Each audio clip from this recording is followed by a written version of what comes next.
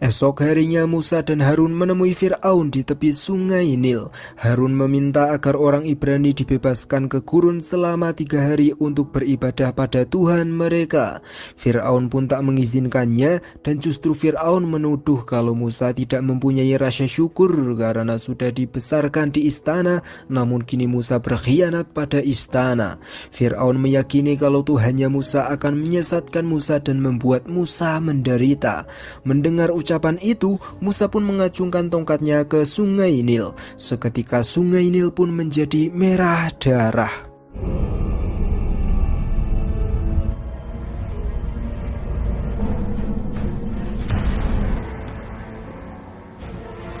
God is great. It's a source of death. Taking the Nile and turning it. Setelah melihat keagungan Tuhannya Musa, Fir'aun pun masih sombong dan keras kepala. Fir'aun juga berkata kalau semua orang Mesir akan minum anggur sampai airnya berubah seperti sedia kala. Malam harinya, Fir'aun pun akan mandi sebagai persembahan untuk dewanya. Ia pun masih menyimpan air yang bersih. Dalam masa itu, orang Mesir percaya kalau dewa yang mengurusi sungai Nil adalah Dewa Hapi. Kini Fir'aun pun meminta agar Dewa Hapi mengembalikan sungai Nil seperti semula. Namun rupanya Dewa Hapi sudah meninggalkan Fir'aun. Bahkan kini kolam renang pribadinya Fir'aun pun ikut menjadi darah. Israel's God flexing his muscles. 7 days he was chewing on grass to try to get. Esok harinya Fir'aun pun meminta tolong pada penyihir terhebatnya. Namun saat penyihir itu sedang melakukan ritual, air yang digunakan oleh penyihir itu juga menjadi darah, dan alhasil Fir'aun pun tidak mendapatkan penglihatan apapun. Tak lama kemudian datanglah Musa dan Harun.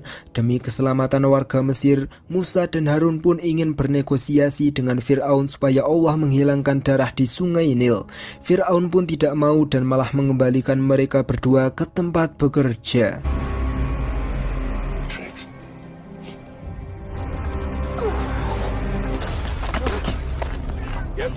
Singkat cerita, masa sungai Nil berdarah kini sudah dihilangkan oleh Allah.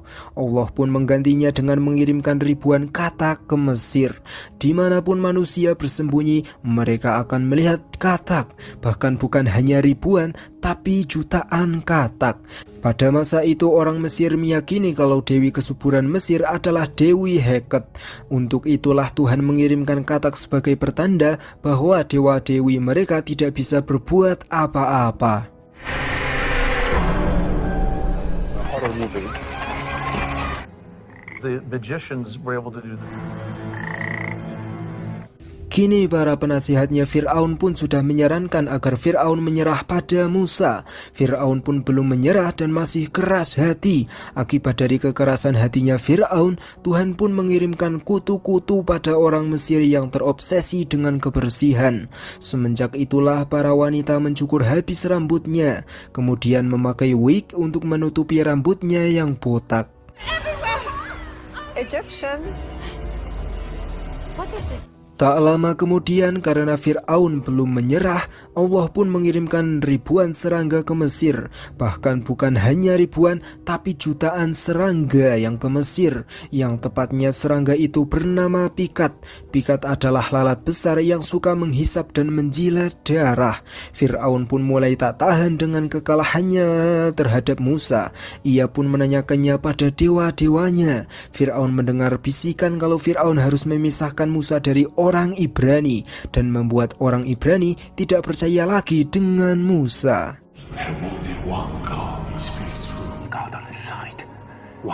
Fir'aun pun langsung memanggil Musa seorang diri untuk menemui Fir'aun. Musa pun OTW ke kerajaan, bertemulah dengan Fir'aun. Di situ Fir'aun mengaku kalah dari Musa dan ia akan menuruti apa yang Musa minta. Musa pun meminta agar orang Ibrani diizinkan berkurban di gurun selama 3 hari.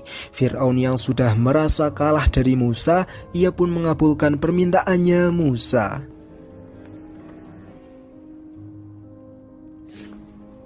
during your exile.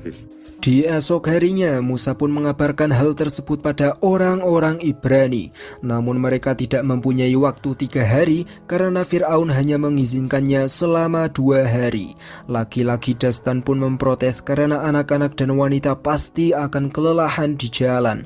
Musa pun menegaskan kalau hanya kali inilah kesempatan mereka untuk ke gurun sebelum Fir'aun berubah pikiran.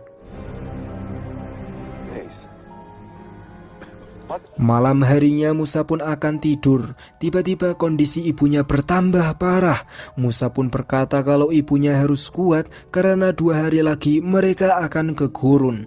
Namun dalam situasi yang sedang tak menentu itu, sang ibundanya Musa pun meninggal dunia.